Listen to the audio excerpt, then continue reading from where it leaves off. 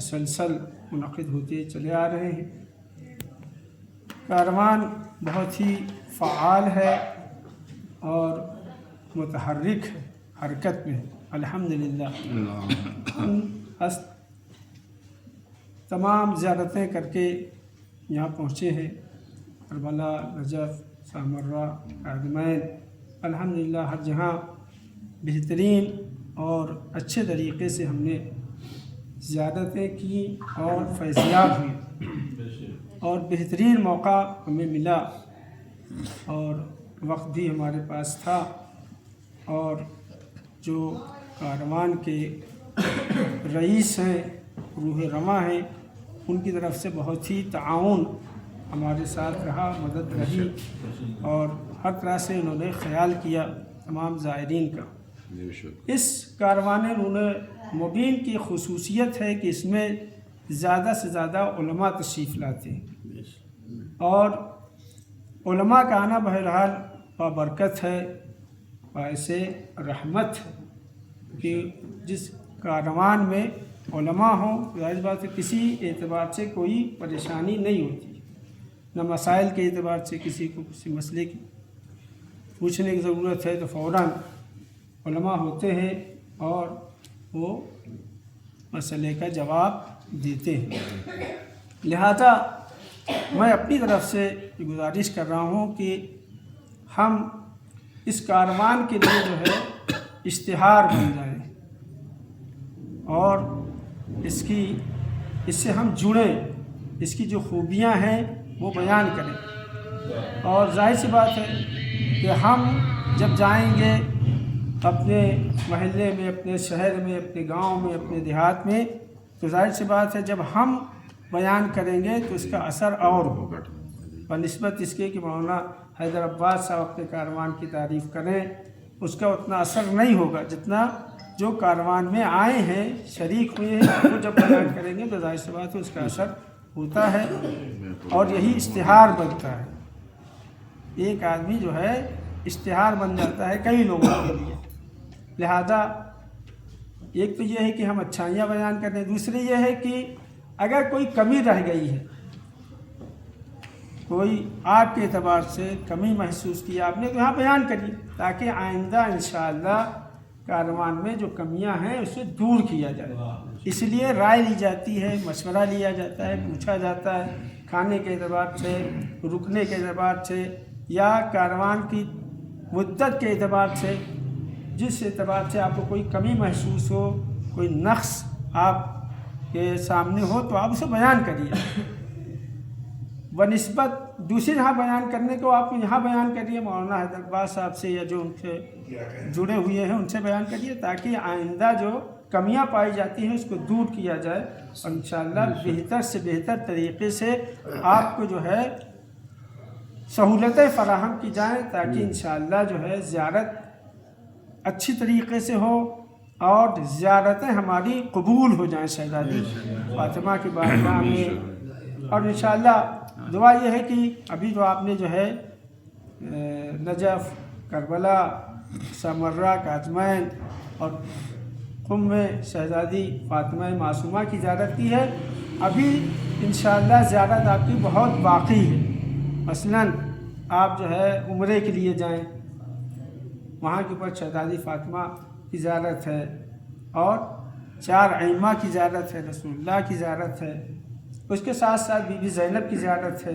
آپ شام جائیے، تو آپ کہیں بھی جانا چاہتے ہوں، یہ کاروان جو ہے آپ کی خدمت کے لیے حاضر ہے، جہاں بھی جانا چاہتے ہیں۔ صرف اگر ایران آنا چاہتے ہیں تب بھی آپ ان سے رابطہ کر سکتے ہیں۔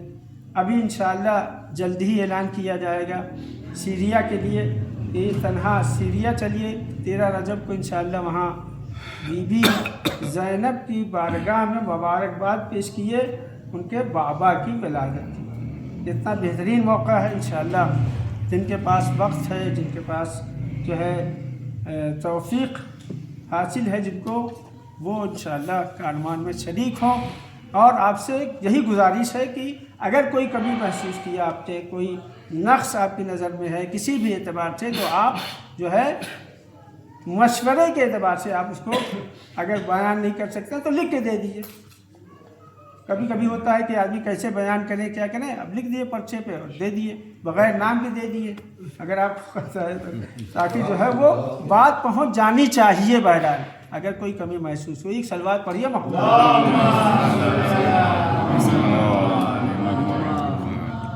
پروردگار عالم قرآن مجید میں ارشاد فرما رہا ہے لقد کان لکم فی رسول اللہ اسوۃ حسنہ، تمہارے لیے نبی کریم کی حیات طیبہ اور سیرت نمونہ عمل ہے، اور اس شخص کے لیے جو اللہ سے روز قیامت سے امید رکھتا ہے اور اللہ کا ذکر کثیر کرتا ہے، کثرت سے ذکر کرتا ہے۔ یہ ہے اس آیہ کریمہ کا ترجمہ۔ اسی کے ذیل میں مختصر سی گفتگو ہوگی، بس دو چار جملے تمہید کے عنوان سے اور شہزادی فاطمہ کی دو چار فضیلتیں اور ربط مسائل اور آپ کی زحمت تمام، اس لیے کہ پیشخانی بہرحال لمبی ہو گئی ہے۔ صلوات پڑھیے محمد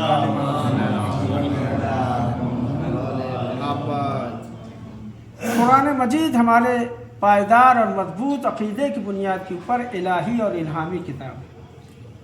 یہ کتاب ہمارے لیے کتاب زندگی ہے، یہ کتاب ہمارے لیے کتاب حیات ہے۔ قرآن مجید میں پروردگار عالم نے ہماری زندگی بسر کرنے کے دستور بیان کیے، قوانین بیان کیے۔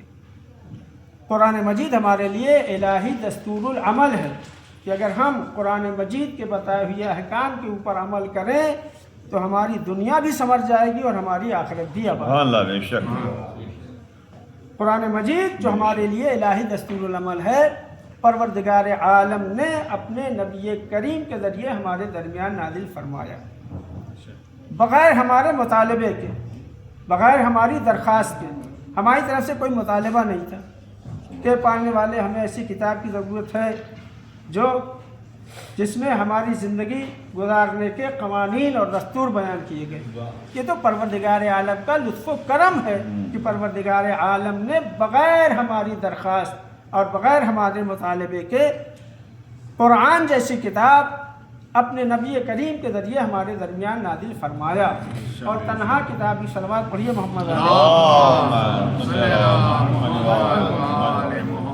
ایک اور بلند آواز سے صلوات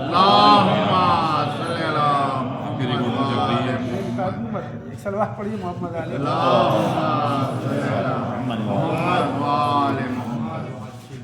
24 گھنٹے ہم موبائل سے وابستہ رہتے ہیں، اور بعض لوگوں کی عادت ہوتی ہے کہ جیسے ہی مجلس میں بیٹھیں گے موبائل کھول لیں گے۔ صلوات پڑھیے محمد، ایک اور بلند آواز سے صلوات پڑھیے محمد علیہ۔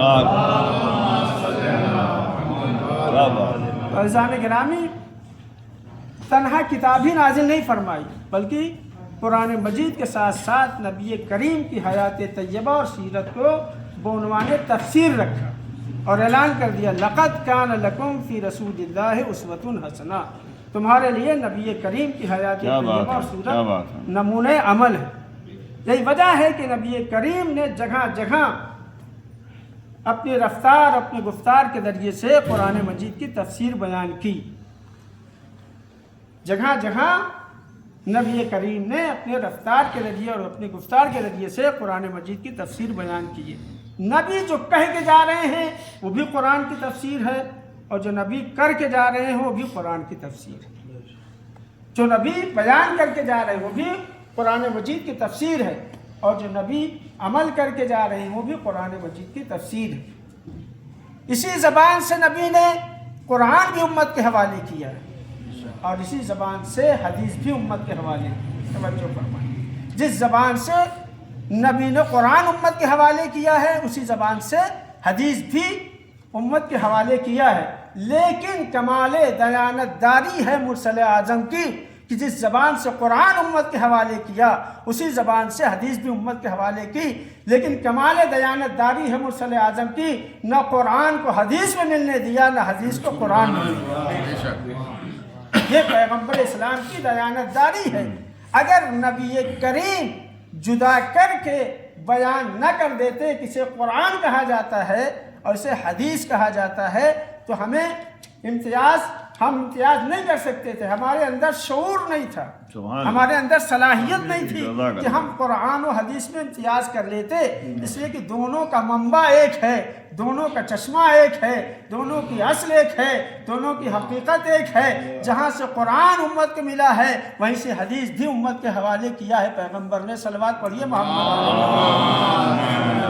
ہے کہ نبی نے جدا جدا کر کے بیان کر دیا، اسے قرآن کہا جاتا ہے اور اسے حدیث کہا جاتا ہے، اور جو نبی نے بیان کر دیا تو ہم نے مان لیا، ہم مسلمان کہلائے، ہم مومن کہلائے۔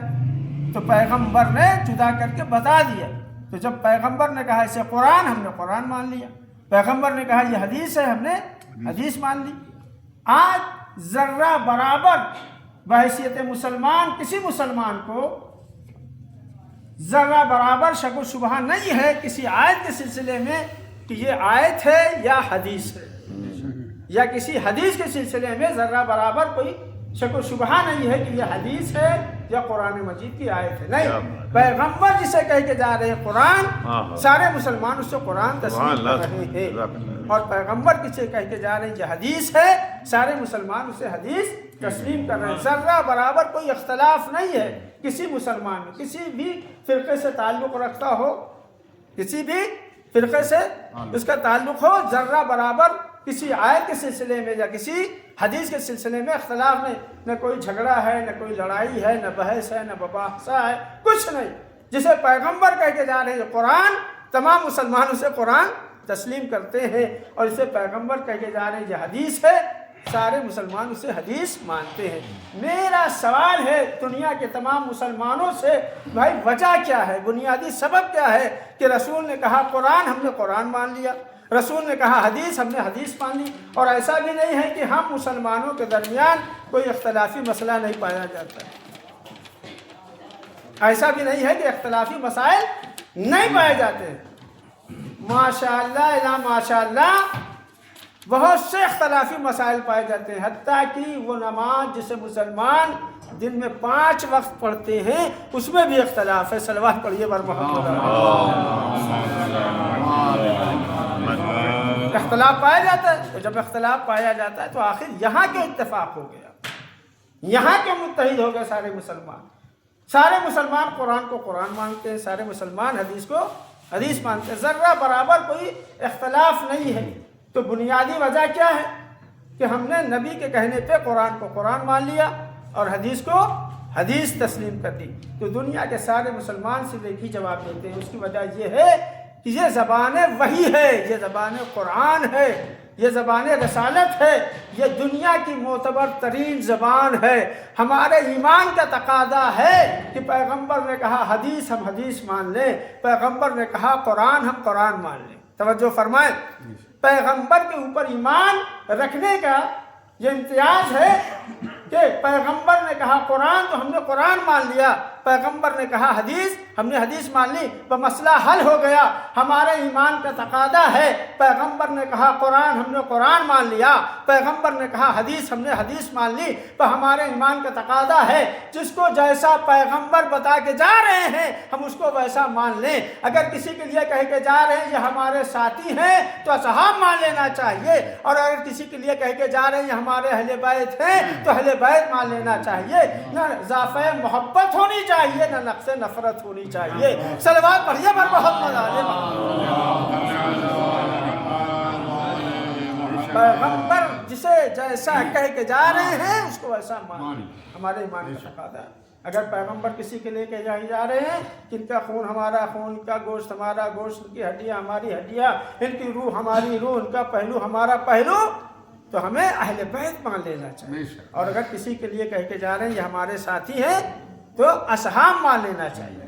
نہ اضافہ محبت ہونی چاہیے، نہ نقص نفرت ہونی چاہیے۔ نہیں صاحب ان سے محبت ہے لہذا ان کو مان لیا، ان سے جو ہے نفرت ہے لہذا ان کو نہیں مانتے، نہیں، ذرہ برابر۔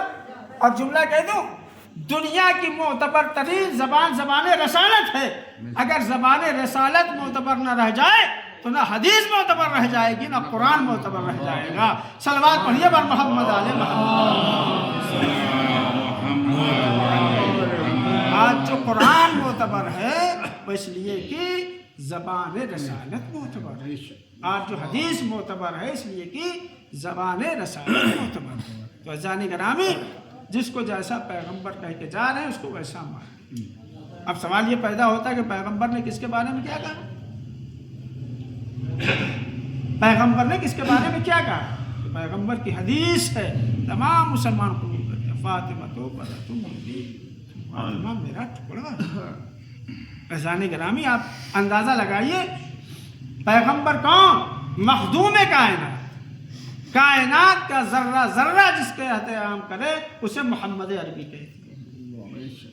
کروبین، شہداء، صدیقین، صالحین جس کا احترام کرتے ہیں اسے محمد عربی کہا جاتا ہے. نہیں، میری لفظیں آپ تک نہیں پہنچی. خود خدا ہو کے جس کا احترام کرتا ہے اسے محمد عربی کہتے ہیں.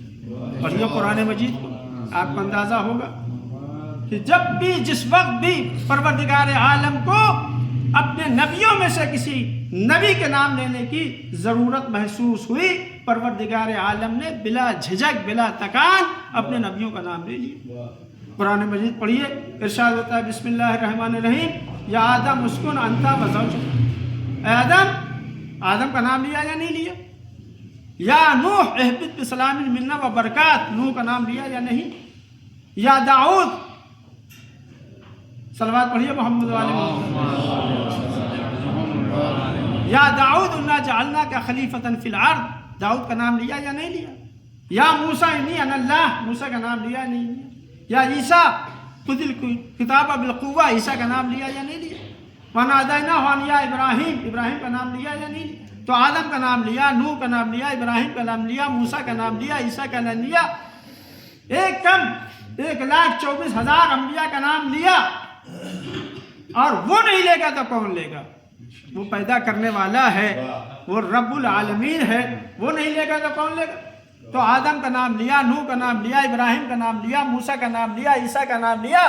اور جب میرے نبی کی بات آئی تو پیار سمٹ آیا، محبوبیت برسنے لگی، محبت کی چاشنی ہے. اب القابات یاد آنے لگے، طٰہٰ، یاسین، یا ایھا المزمل، یا ایھا المدثر. آواز دوں گا پالنے والے لے لے نام، کہہ دے یا احمد، کہہ دے یا محمد. آواز قدرت آئے گی. میں خدا ہو کے جس کا نام نہیں لیتا، تم میں سے اگر کوئی میرے نبی کا نام لینا چاہے صلو علیہ وسلموا تسلیما. بس بات کو میں سمیٹ رہا ہوں، آخری گفتگو. اذان گرامی خود خدا ہو کے جس کا احترام کرتا ہے اسے محمد عربی کہتے ہیں، اور محمد عربی جس کا احترام کرتے ہیں اسے فاطمہ کہتے ہیں. صلوات پڑھیے بر محمد آل محمد. ہے عظمت کا کوئی ٹھکانا؟ کوئی تصور کر سکتا ہے شہزادی فاطمہ کی عظمت کیا ہے؟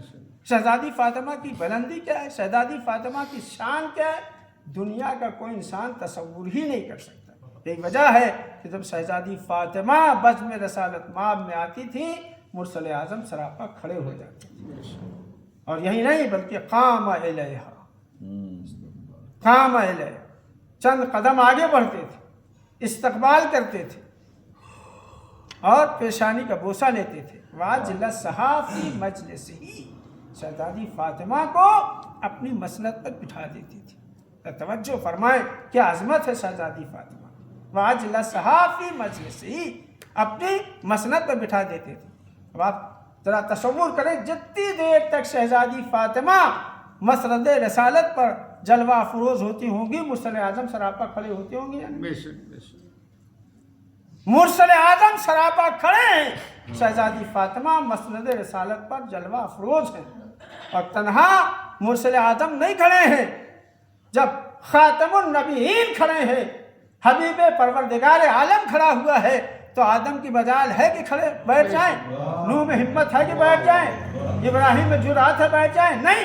تو تنہا مرسل اعظم نہیں کھڑے ہیں بلکہ پس پردہ آدم بھی کھڑے ہیں، نوح بھی کھڑے ہیں، ابراہیم بھی کھڑے ہیں، موسیٰ بھی کھڑے ہیں، 1,24,000 انبیاء کھڑے ہیں، شہزادی فاطمہ بیٹھی ہوئی ہیں. صلوات پڑھیے بر محمد آل محمد.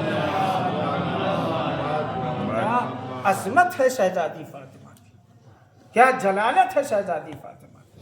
لیکن عزیزان کرام یہی شہزادی فاطمہ ادھر پیغمبر کی آنکھ بند ہوئی اور مصائب کے پہاڑ توڑے گئے کہ شہزادی فاطمہ مجبور ہوئی مرثیہ پڑھ رہی سبت علیہ مصائب النہار، اے بابا آپ کے بعد جو مصیبتیں مجھ پہ پڑھی ہیں کہ اگر وہ روشن دن پہ پڑتی تو وہ تاریکیوں میں پڑتی۔ جزاکم ربکم، خدا کو کسی غم نہ اڑائے سوائے غم آل محمد۔ ارباب آزاد، جوار شہزادی فاطمہ معصومہ میں ہم شہزادی فاطمۃ الزہرا مجلس منعقد کیے ہوئے ہیں، اس سے بہتر اور موقع نہیں ملے گا ہم شہزادی فاطمہ معصومہ کو غصہ دیں۔ ارباب اعضا، کمر خمیدہ ہے، سر کے بال سفید ہے، کمر کی خمیدگی کا یہ عالم ہے۔ میں نے اس سے پہلے کی مجلس میں جملہ کہا تھا کہ شہزادی فاطمہ جس برتن میں آٹا خمیر کیا کرتی تھی، جب شہزادی فاطمہ اس لگن کو اٹھانے کے لیے جھکتی تھی تو آپ کی پیشانی لگن سے لگا۔ اللہ اللہ، 18 برس کا سن ہے، نبی کے اکلوتی بیٹی،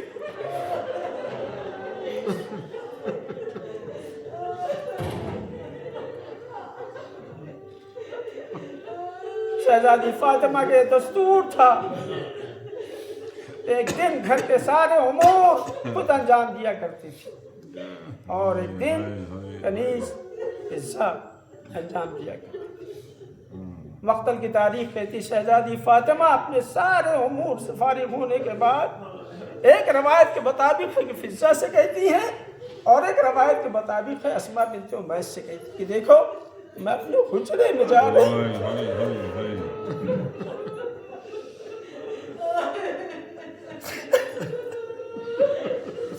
میں اپنے حجرے میں جا رہی ہوں، جب تک تسبیح و تحلیل کی آواز آتی رہے سمجھنا تمہاری فاطمہ اس دنیا میں موجود ہے، اور جب تسبیح و تحلیل کی آواز بند ہو جائے تو سمجھنا فاطمہ اس دنیا میں موجود ہے۔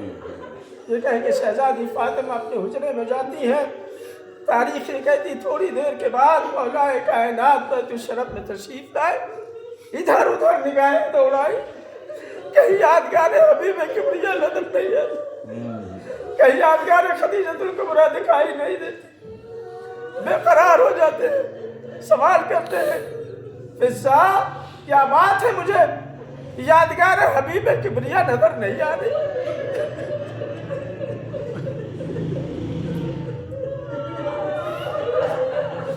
مجھے یادگار خدیجۃ الکبریٰ دکھائی نہیں دے رہی۔ فضہ نے کہا شہزادی اپنے حجرے میں آرام کر رہی ہے، یہ سننا تھا مولا کائنات حجرے میں آئے، کیا دیکھا شہزادی فاطمہ ایک سفید چادر اوڑھے ہوئی آرام کر رہی، مولا کائنات سرانے بیٹھ گئے۔ اب تاریخ کہتی ہے 3 آواز دے کے مولا کائنات نے شہزادی فاطمہ کو بلایا، بنت رسول۔ جب اس آواز کے اوپر کوئی جواب نہ آیا مولا کائنات آواز دیتے فاطمہ،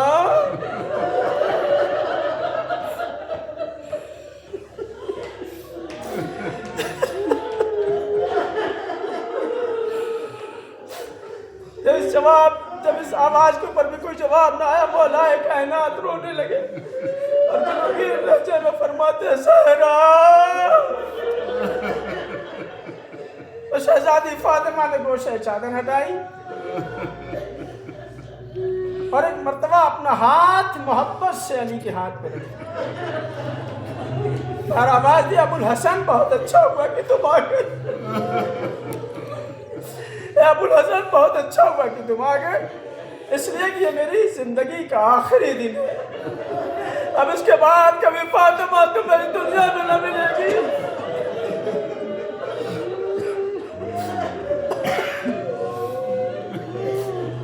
اس کے بعد کبھی فاطمہ تمہیں اس دنیا نہ ملے گی۔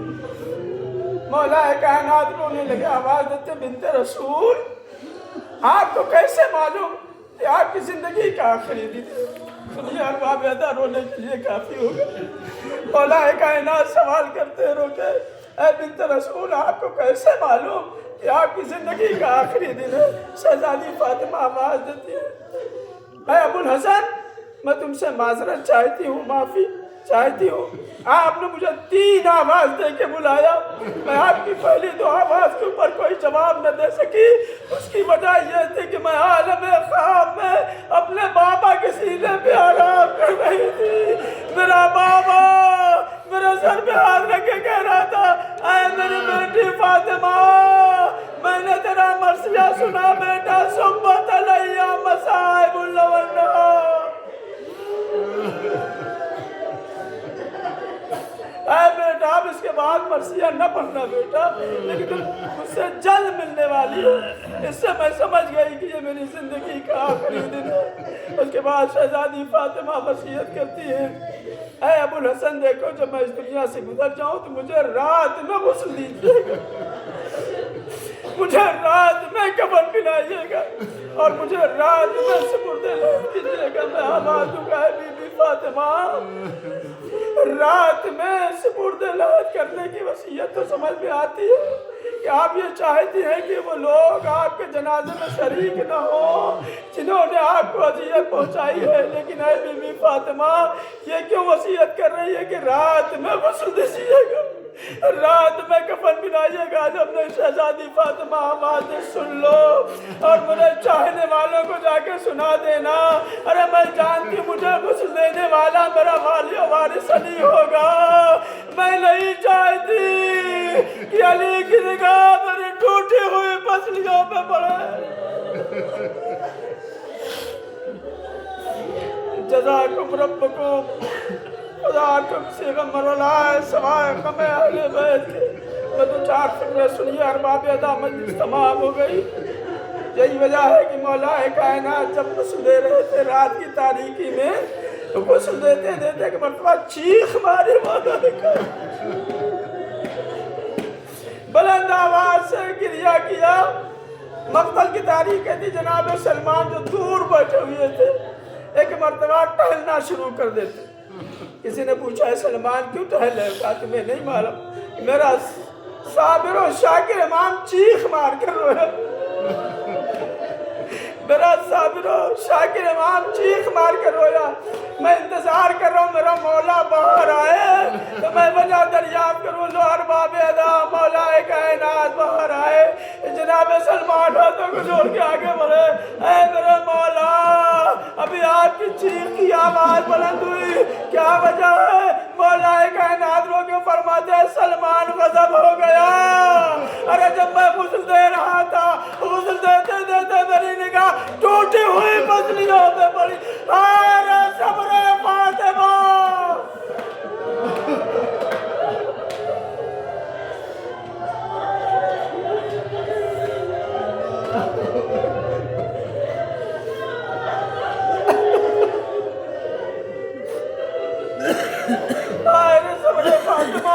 کبھی فاطمہ نے شکوہ نہیں کیا۔ لو ارباب ادا جنازہ تیار ہو گیا، مولا کائن اپنے بچوں کو بلاتے ہیں، اے میرے لال حسن و حسین آؤ ماں کا خریدار کر لو، اے میری بیٹیاں زینب و ام کلثوم آؤ ماں کا خریدار کر لو۔ جیسے ہی مولا کائنات نے اپنے بچوں کو بلایا، مقتل کی تاریخ کہتی ہے بی بی زینب بھی نوحہ پڑھتی ہوئی آئی، بی بی ام کلثوم بھی گریہ کرتے ہوئی آئی۔ ارباب ادا ہم نے اپنے سماج اور معاشرے میں دیکھا ہے، میت ماں کی ہو یا جنازہ باپ کا ہو، جس جنازے کے اوپر بیٹیاں موجود ہو، جب بیٹیاں بین کر کے روتی ہیں تو سننے والوں کے کلیجے پھٹ جاتے ہیں۔ ارباب ادا شہزادی فاطمہ کا جنازہ رکھا ہوا ہے، بی بی زینب بھی رو رہی ہے، ام کلثوم بھی نوحہ پڑھ رہی ہے، لیکن مقتل کی تاریخ کہتی جو بین کر کے میرا آقا حسین رویا، وہ بین کر کے نہ زینب روئی نہ ام کلثوم روئی۔ امام حسین جنازے کے قریب آئے، آواز دی اماں آپ کا حسین رو رہا ہے، اماں آپ کا حسین رو رہا ہے، اماں جس حسین حسین کا رونا آپ سے دیکھا نہیں جاتا تھا، وہی حسین رو رہا ہے۔ اے اماں آپ کا حسین رو رہا ہے۔ ارباب ادا امام حسین بیان کرتے کرتے ایک مرتبہ جملہ کہتے ہیں، اے اماں آپ جا رہی ہے تو جائیے، لیکن جب نانا سے ملاقات ہو تو ہمارا سلام کہہ دیجئے گا، اور کہہ دیئے گا اے نانا ہم آپ کے بعد یتیم ہو گئے، نہ جانے لفظ یتیمی میں کون سا درد تھا۔ شہزادی فاطمہ کے دو ہاتھ بلند ہوئے، آواز آئی اے میرے لال حسین، ارے میرے سامنے بیٹا اپنے آپ کو یتیم نہ کہنا، آجا میرے لال حسین میرے سینے سے لگ جا۔ امام حسین آواز ہے مادر گرامی پہلے وعدہ کریے جب آپ کا لال حسین مقتل کربلا میں بلائے گا تو آپ آئیں گی۔ ارباب ادا امام حسین ماں کے سینے سے لپٹے فریاد کر رہے ہیں۔ ایک مرتبہ منادی کی آواز آئی ابو الحسن اپنے لال حسین کو ماں کے جنازے سے جدا کر لو ورنہ قیامت آ جائے گی۔ ارباب ادا مولا کائنات کے سینے میں دل ہے اور دل میں محبت فرزند پائی جا رہی ہے، بڑی شفقت سے بڑی محبت سے مولا کائنات نے اپنے لال حسین کو ماں کے جنازے سے جدا کیا، بلا فاصلہ اپنے سینے سے لگا لیا۔ آواز دے میرے لال حسین تم نہ رو، یہ کربلا میں تمہیں رلا رلا کے مارا جائے گا۔ اے میرے لال حسین تم نہ رو، اے میرے لال تمہیں کربلا میں رلا رلا کے مارا جائے گا۔ میں آواز دوں گا اے میرے مولا، ارے مدینہ ہے بڑی شفقت و محبت سے اپنے لال حسین کو ماں کے جنازے سے جدا کیا۔ ارے ذرا کربلا میں آئیے، ایک نشے میں ایک بیٹی اپنے باپ کے سینے سے لپٹی فریاد کر رہی ہے، اے بابا آپ کے بعد تماچے لگائے گئے، اے بابا آپ کے بعد گوشوار